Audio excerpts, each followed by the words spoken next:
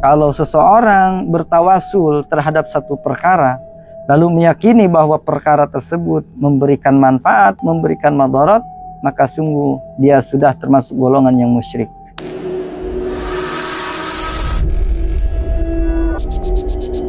Bismillahirrahmanirrahim. Assalamualaikum warahmatullahi wabarakatuh. Alhamdulillah wassalatu wassalamu ala rasulillah Sayyidina wa maulana Muhammad ibn Abdullah wa ala alihi wa sahbihi wa man wala. La haula wa la quwata illa billah.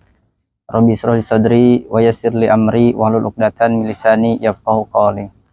Pada kesempatan ini saya ingin menjawab tentang pertanyaan-pertanyaan yang terkait masalah wasilah. Yakni di antara paham-paham Wahabi, mereka menyebutkan bahwa kita tidak boleh berwasilah kepada Nabi Muhammad SAW setelah meninggal dunia.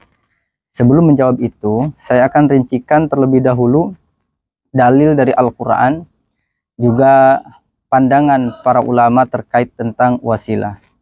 Di dalam Al-Quran surat Al-Ma'idah, Allah Subhanahu wa Ta'ala berfirman, Bismillahirrahmanirrahim. Ya ayyuhalladzina amanu taqullaha wabtagu ilaihil wasilah. Wahai orang-orang yang beriman, bertakwalah kepada Allah Subhanahu wa Ta'ala, wabtagu ilaihil wasilah, dan carilah oleh kalian untuk bisa sampai kepada Allah, carilah wasilah.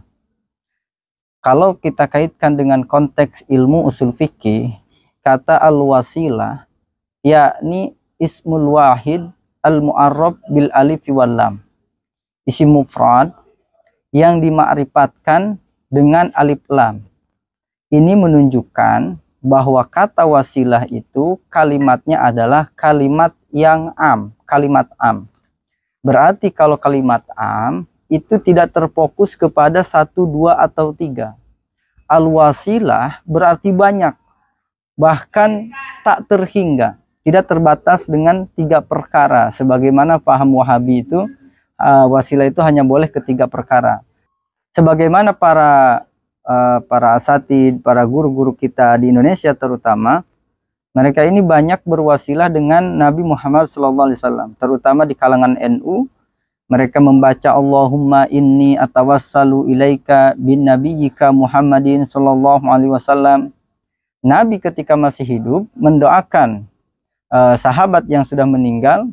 Ada dalam satu hadis menggunakan kalimat bihaqqin nabiyyika wa bi anbiyaika. Nah, pertanyaannya, para nabi-nabi terdahulu ketika Nabi mengatakan itu, nabi-nabi terdahulu itu sudah meninggal secara tubuh, secara jasad. Maka Nabi katakan berarti wasilah itu tidak terfokus kepada orang yang masih hidup saja. Boleh saja kepada orang yang sudah meninggal. Gambaran wasilah itu seperti Ya Rabbi bil Mustafa balig maqasidana waghfir lana ma madaya wasi'al karami. Itu juga bentuk wasilah yang selama ini ditentang oleh paham-paham Wahabi. Saya tukil di dalam kitab Mafahim Yajib Antusoha, Sayyid Muhammad bin Alwi al-Maliki menyebutkan di dalam kitab tersebut, saya akan bacakan, Bismillahirrahmanirrahim. Awalan, anna tawassula huwa ahadut turukid du'ai wa babu min abwabit tawajjuhi ilallahi subhanahu wa ta'ala. Kata Sayyid Muhammad bin Alwi al-Maliki, anna tawassula, sesungguhnya bertawassul. Tawassul itu adalah huwa ahadut turukid du'a, merupakan salah satu jalan-jalan memohon kepada Allah, jalan doa. Wa babu min abwabit tawajjuh, dan satu pintu daripada pintu-pintu menghadap ilallahi subhanahu wa ta'ala, kepada Allah subhanahu wa ta'ala. Fal maqsudu al-asliyu al-haqiqiyu, yang dituju, yang dimaksud secara asal, yang hakiki, huwa Allahu subhanahu wa ta'ala, dialah Allah subhanahu wa ta'ala. Wal mutawassilu bihi, sedangkan orang yang bertawassul dengan perkara-perkara yang seperti bertawassul dengan Nabi, bertawassul dengan orang soleh, orang yang bertawassul dengan amalnya, innama hiya wasitatun, pastinya itu merupakan sebagai pelantara. Wa wasilatun, sebagai wasilah, penyambung, litaqarrubi ilallahi subhanahu wa ta'ala, agar supaya ia dekat dengan Allah subhanahu wa ta'ala. Wa man ya'taqada ghaira zalika faqad asyraka. Maka barang siapa yang tidak meyakini itu, sungguh telah memusyrikkan Allah subhanahu wa ta'ala.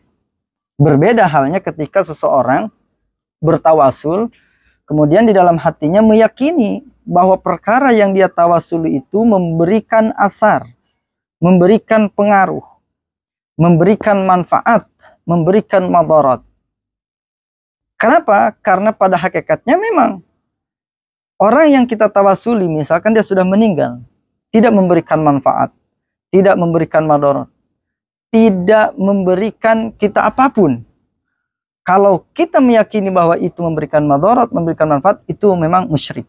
Kita hukum musyrik.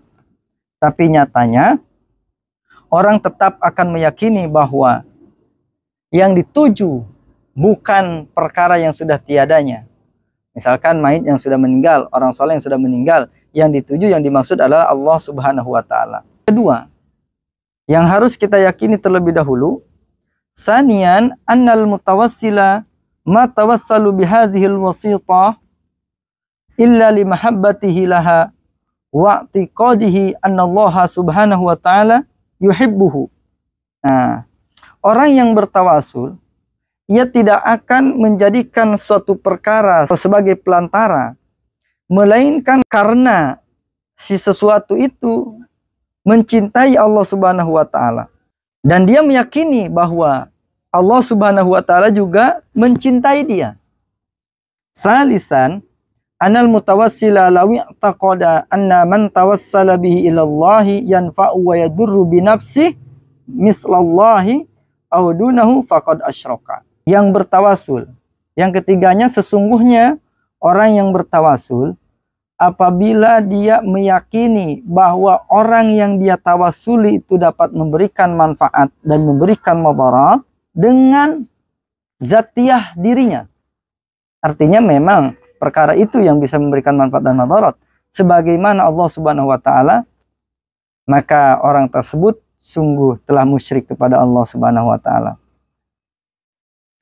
Rabi'an, yang keempat, annat tawassula laisa amran laziman. Tawasul itu bukan sesuatu yang sifatnya mengikat atau lazim, memaksa.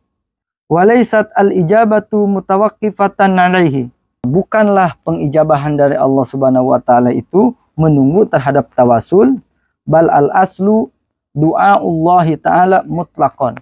Bahkan asalnya tawasul itu adalah memohon kepada Allah subhanahu wa ta'ala secara mutlak. Kama qala ta'ala, sebagaimana Allah subhanahu wa ta'ala berfirman, wa idza sa'alaka ibadi anni fa inni qarib. Oleh karena itu, dengan demikian berarti orang yang bertawasul itu intinya hatinya tetap meyakini bahwa yang mengijabah doanya adalah Allah subhanahu wa ta'ala. Tidak meyakini bahwa perkara yang dia tawasul itu memberikan manfaat dan juga memberikan madarat. Berarti kita ambil kesimpulan, kalau seseorang bertawasul terhadap satu perkara, lalu meyakini bahwa perkara tersebut memberikan manfaat, memberikan madarat, maka sungguh dia sudah termasuk golongan yang musyrik. Tapi kalau orang hanya bertawasul dengan perkara yang dicintai oleh Allah subhanahu wa ta'ala, di hatinya tetap meyakini bahwa zat yang memberikan manfaat dan zat yang memberikan madarat dialah Allah subhanahu wa ta'ala, maka sesungguhnya tidaklah dia termasuk golongan orang-orang yang musyrik, akan tetapi dia termasuk orang-orang yang dekat dengan Allah subhanahu wa ta'ala. Walafu minkum, wassalamualaikum warahmatullahi wabarakatuh.